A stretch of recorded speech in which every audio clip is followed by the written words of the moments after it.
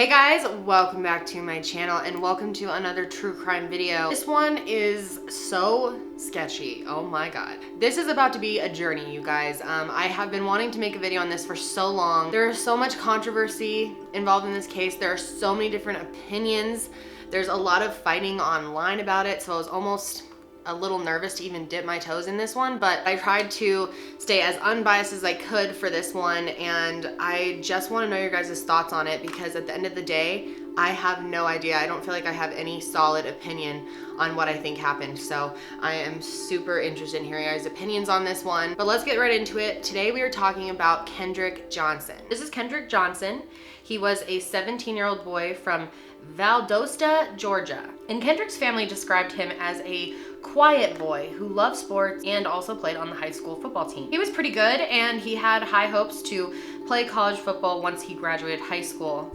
He was fun, he was an athlete, he was a jokester, he was the life of our house.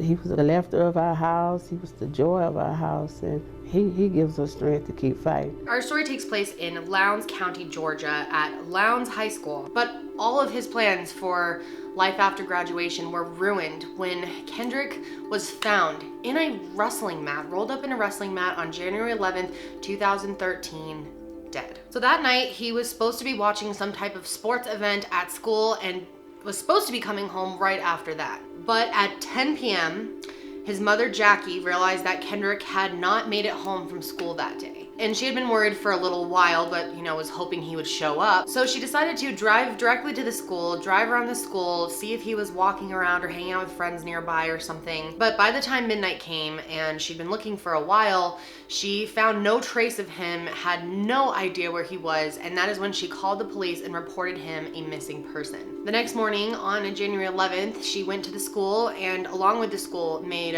missing persons flyers and put them up around the school. But then around 10:30 a.m., a group of the high schoolers were in the gym and they noticed some socks sticking out of one of the rolled up wrestling mats. At first they thought it was a joke, they didn't think it was real, but as they got closer they realized that there really was a body in this mat. And when they took the mat down, which they didn't really know it was a crime scene at this point, but that kind of sucks that they moved his body, they noticed a strong scent of vomit, blood, and probably the smell of a decomposing body.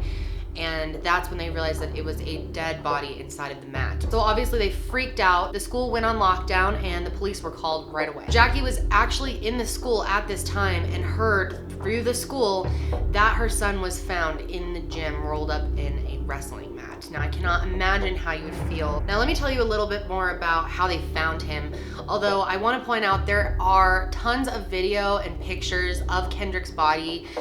It was not in good condition. It is a little frightening, and I don't ever, regardless of what they look like, I don't ever put in pictures of dead bodies in my videos. It's just not what I do.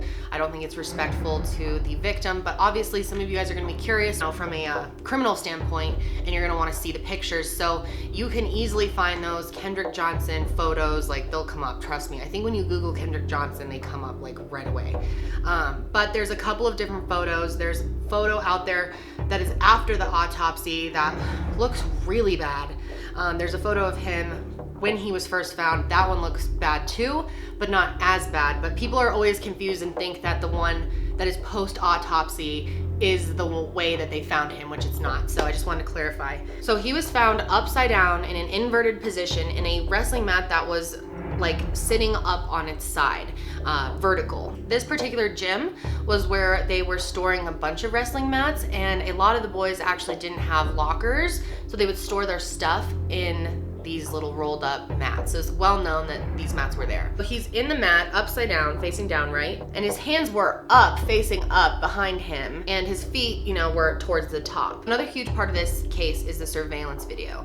And I'll get more into this more in depth, but the surveillance video is kind of just weird. I have a lot of questions about it, but I don't know if it was necessarily tampered with. I'm not sure. At 1 p.m., the surveillance video showed him entering the gym by himself, and he was marked absent from his following class. So that was probably the last footage of him. In the same room that they found Kendrick, they found 2 pairs of shoes and a school book. One pair was inside the mat next to his legs. The other pair was split up. One of the shoes was outside of the mat, and one of the shoes was in the mat under his head. The Lowndes County Sheriff's Department ran an autopsy. This was done by the Georgia Bureau of Investigation, and they came back very quickly with the finding that Kendrick had died from suffocation. The sheriff basically said that Kendrick's death was nothing more than a tragic accident. The Sheriff's Department said that he was wandering around this area, climbing on these mats to try to get his shoes, and then he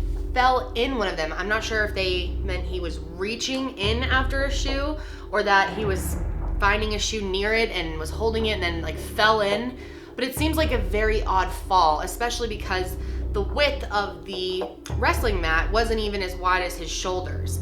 I don't remember the exact dimensions, but it's just weird. It doesn't match up very well. If you do look up his face and body, it doesn't look like suffocation. That's not what you would immediately think. But sometimes bodies look really weird. It's just true, especially a body that has been upside down. So the main thing here is that Kendrick's body, his head was really like bloated because it was filled with blood. He was upside down, and they believe that he was upside down for 21 hours. So imagine how much blood would be in the front part of your body. But what I don't understand is if he was going in there, like if he dropped his shoe in there and he was trying to get the shoe, wouldn't his arm be out like in front of him? His arms were tucked back behind him.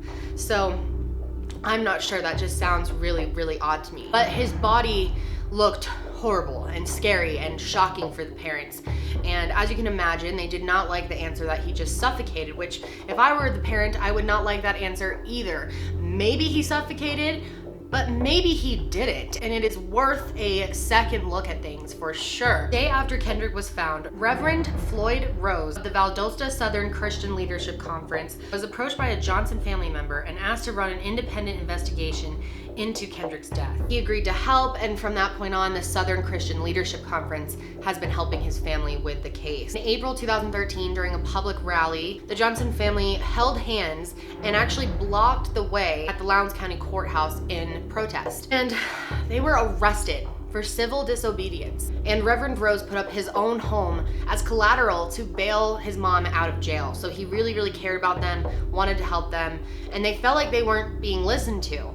From the first time that we talked to the sheriff, and when he came with his cockamamie story of how they found Kendrick, so right there from the beginning, we had no reason to trust them at all, but because they didn't show us no justice. But in May of 2013, Johnson's held a fundraising event that was hosted by civil rights activist Al Sharpton, who is a huge name in the political world, I guess. And it was a really big deal that he came out and he was there supporting them. Al even gave them $500 of his own money. $5,000 was raised, and people were at least led to believe that this was going to be going towards reward money. However, we're not sure what this money went to. The family never set up the reward themselves. Instead, local businessman Roy Taylor gave Reverend Rose $10,000 to use as the reward money. The Johnson family arranged for Kendrick's body to be exhumed or dug up from the ground for a second autopsy. And this is when they hired private pathologist Dr. William Anderson. And he made several new discoveries about Kendrick's body. Now, this case has so many conspiracies tied with it, so many theories, and that is probably because of this next finding. Pathologists found that every single organ inside of Kendrick's body was removed and replaced with crumpled up newspaper. Now, the people who first processed his body was the Harrington Funeral Home in Valdosta, Georgia. And they processed the body after it was initially done by the Georgia Bureau of Investigation. The funeral home said that they never actually received the organs with his body. And the funeral home owner said that he, wasn't involved, but whoever did the autopsy probably realized that his organs were destroyed, through the natural process of the body deteriorating, although it hadn't been that long. They found him 21 hours later. It would have made an impact on the body, especially being upside down, but enough for them to just throw them out. And that's what the funeral home director claims happened. He said that whoever did the autopsy at the coroner decided to throw the organs out and that it's normal to do that. And the funeral home was actually the one who stuffed the body. And that's actually not sketch at all. I know it sounds really weird, but that's actually somewhat common. I'd love to know if you know anyone or you work in a funeral home, what do you think about this? Because I've seen conflicting stuff online, but I guess this was kind of an older thing that was done in like the 70s, but they eventually kind of stopped doing it, so it's a little odd, but it's a way to save money, so I have no idea. But it is not unheard of to stuff a body to give it more shape at the funeral home. And the Georgia Secretary of State office did an investigation on the funeral home, and they did not find them guilty of any wrongdoing. Although they did admit that it's a little insensitive and odd and cheap pretty much for a funeral home to be using newspaper. There's other materials that could have been used, cotton balls, something. But what is really interesting about it, and I could not confirm this, but I found in multiple places that they actually did this for free, or pretty much free, as just to help the Johnson family. So they might have been using newspaper because they didn't charge them for it, so they went like the cheapest possible way. But another key discovery that the pathologist made was that there was some type of blunt force trauma to the back of Kendrick's head on his neck. And he claims that suffocation would not leave this type of a mark. I want to point out that it was a very small bruise, actually less than an inch. I don't think it's enough to say that that is the cause of death, but I'm not an expert. But this has been widely debated. Is it possible Kendrick Johnson's death was a homicide?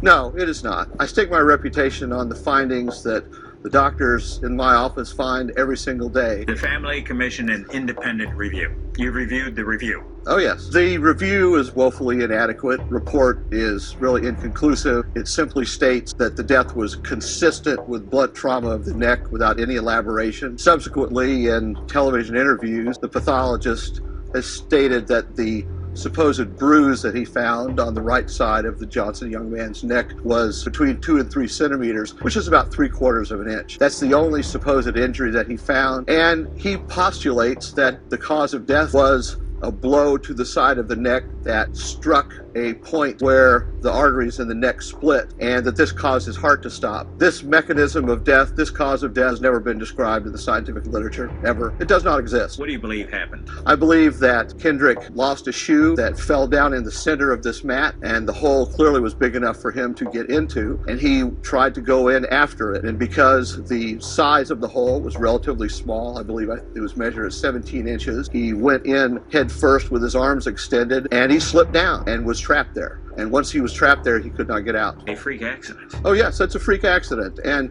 deaths like this are rare, but they occur. And any experienced forensic pathologist has seen deaths very similar to this over the course of their careers. On July 28th of 2014, the Johnson family finally filed a wrongful death lawsuit against the Lowndes County Board of Education and its superintendent and the principal. And their lawsuit basically claimed that Kendrick did not just fall into a mat and suffocate, he was actually attacked and injured in some way and then put into the mat. And the lawsuit really pushed that there was a racist motive behind it. And the lawsuit also specifically talked about one kid who they report had bullied Kendrick in the past, attacking him even in front of coaches and teachers. His mother actually did complain about this student to the school, and nothing ever came of it. Like, this was way before. And the lawsuit also claims that the school did not have enough good cameras, or the cameras weren't working well enough to ensure safety for all of the students there. This boy that they are referring to is named Brandon Bell, and he's a wrestler. And this is Brian Bell, who is Brandon's younger brother and former classmate of Kendrick.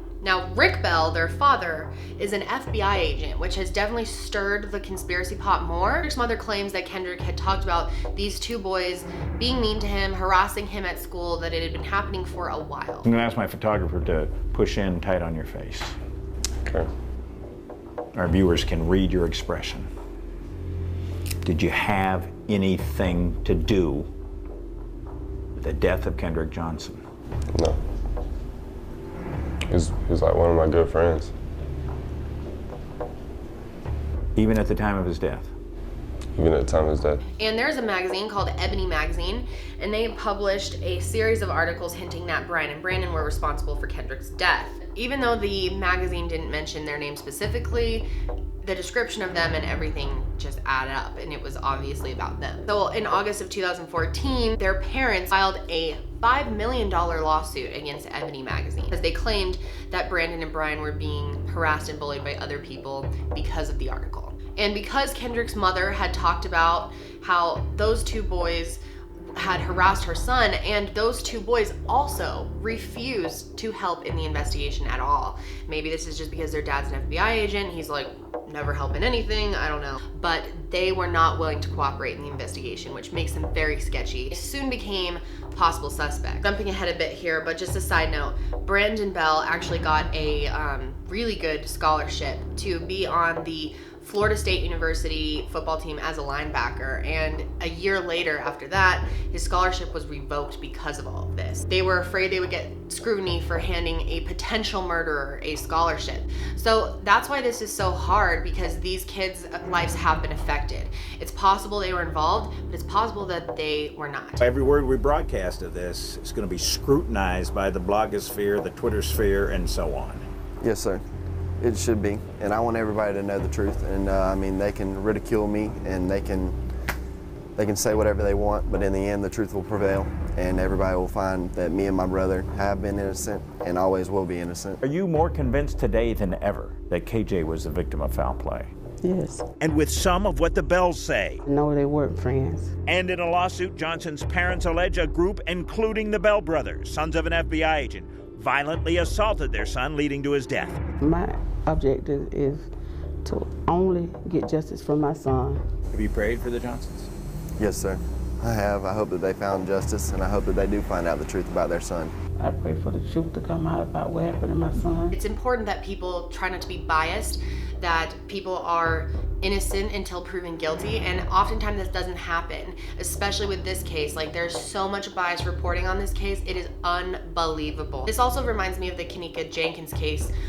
The amount of false information that was spread about Kenneka Jenkins and what happened is insanity. Like, so much fake shit was on the internet. People were making memes, like reposting stuff on Instagram. It got so out of hand. So that's why it's important to never just believe one thing, you know, look at a bunch of different resources, you know, different biases, different sides of things, and then come to your own conclusion. In January of 2015, Kendrick Johnson's family filed a $100 million lawsuit. And this lawsuit actually said that Rick, the boy's father, ordered his two sons to kill Kendrick Johnson. They claimed that his death was not an accident, it was a murder. And the Lowndes County attorney, Jim Elliott, stated that the allegations are unfounded and baseless, and that any response would be made in court.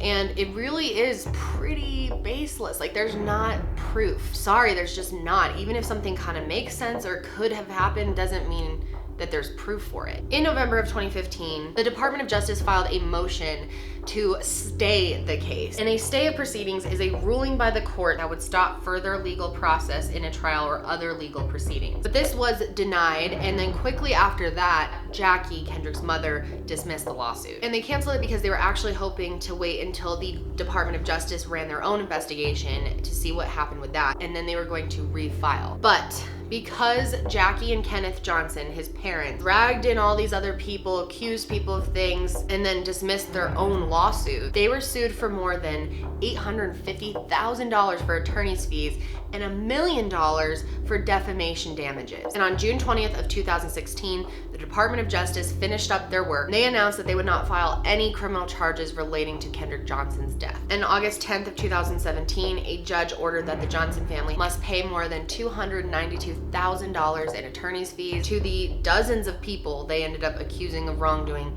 in their lawsuit. And this was about the time that people found out that the picture of Kendrick that looks like really fucked up, like he looked messed up for sure when they first found him. But the picture that they were using on posters, like the family used this picture everywhere. They were holding it up on giant signs and stuff. That was after his body was autopsied. So obviously it's gonna look different. So that really hurt their credibility as well, and less people started supporting them in this case. So going back a little bit here to 2014, at this point it was already kind of rumored that there was beef between them because of a girlfriend or same love interest, or Kendrick had slept with someone. I'm not saying exactly what happened because I don't know exactly what happened. At the time of Kendrick's death, Brandon Bell was actually on his way to a wrestling tournament. We know that it happened sometime after like 1-ish. Tournament started at 4. Therefore, the bus had to have left at 12:30. There was some sketch shit that went on at the crime scene. The law enforcement agency did not ever tape off the crime scene with crime scene tape. They also straight up failed to wear protective coverings over their feet. They were just walking around with their shoes how they were. There's even pictures that they took showing their shoes in the picture. I mean, if anything, it's just shitty police work. And I mentioned this earlier, but their whole theory about Kendrick falling in didn't make a lot of sense because the width of the wrestling mat was 14 inches when it was rolled up, and his shoulders were 19 inches wide. And what's also really odd about this is if he had fallen into the mat, wouldn't someone have heard him screaming for help?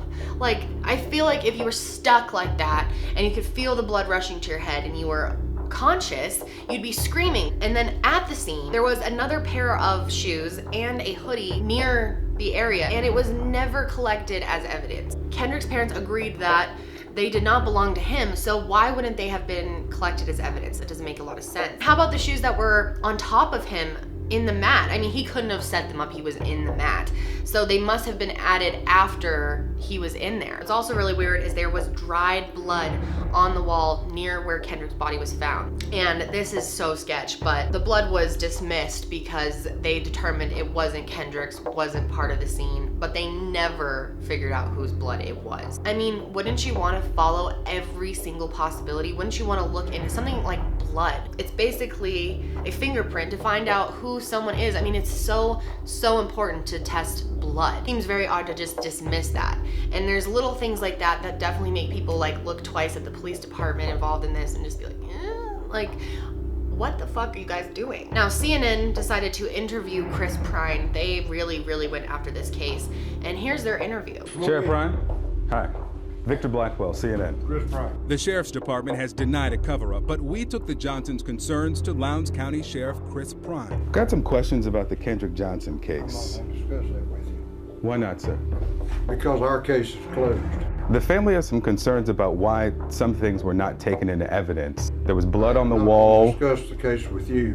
And why is that? Because I don't want to. Then, less than a minute after he'd invited us in, What did you not understand that I said? I'm through talking to you. he ushered us out. So obviously he was not happy to be talking about this case. And another weird thing that happened is it wasn't until 6 hours after the police had found Kendrick's body that they called the coroner to let them know that he had died. But the most important thing, I think, is the surveillance footage. CNN had someone look at these tapes, check out what they found. CNN has hired Grant Fredericks and his team at Forensic Video Solutions to analyze the hundreds of hours of surveillance from Lowndes High School. Although he does not believe the jumpy video is the result of editing, he says there are some other major problems. Those files are not original files. They're not something that an investigator should rely on for the truth of the video. They've been altered in a number of ways, primarily in image quality, and likely in dropped information loss. There are also a number of files that are corrupted because they've not been processed correctly and they're not playable. I can't say why they were done that way, but they were not done correctly and they were not done thoroughly, so we're missing information. And after hours of analysis, Fredericks questions whether Lowndes County Schools provided all of the surveillance video from the old gym to investigators. There is a whole of time where none of the cameras provide any record that I've been provided. Fredericks has all the camera angles and all the video released by the Lowndes County Sheriff's Office. There are 4 cameras in the gym that records motion from when the lights turn on in the morning until when the lights are turned off at night. The moments before Kendrick Johnson enters the gym. Look at what happens to the recordings from these 4 cameras in the gym. The time is recorded with the video. The first camera captures images from the start of the day until 12:04 p.m. Then, nothing. Picks up again at 1:09 p.m. There's consistent surveillance from the second camera until 11:05 a.m. Then it stops and picks up again more than 2 hours later at 1:15 p.m. The third camera also drops at 11:05 a.m. It picks up again at 1:16 p.m. From the final camera, there's surveillance until 12:04 p.m., no recording for more than an hour, then it picks up again at 1:09 p.m. Notice, the hall camera timestamp appears to be 10 minutes behind, and there's no confirmation either time matches the exact time of day. It is the last time his image is captured on video. For the next hour, there are multiple gaps in the video surveillance in the gym, and there's no video showing the initial discovery of a body in the gym. The next time we see Kendrick Johnson is the following day when he's being wheeled out of the gym in a body bag. So in 2015, Reverend Rose, who was hugely involved in this case, announced that he no longer thinks Kendrick was murdered. Now, when it comes to my opinion on things, I'm in the not so sure category for sure. Although I don't think that this was a straight up murder. I don't think it was premeditated for sure. I don't think it was like a conspiracy with their dad or anything. I do think it's weird that they didn't want to be interviewed. I think it's really weird that his hand wasn't reaching out in front of him to grab that shoe, although he could have, kind of tucked it back up. But in my opinion, I feel like it's definitely possible there was some type of altercation or even a prank gone wrong. And I've been thinking about this a lot. I feel like to get back at someone, maybe they didn't want to straight murder him, but they were like, hey, let's put him upside down in this gym mat. It'll be funny. Maybe they didn't realize that that could kill you easily. You could suffocate, all the blood will rush down and you'll die.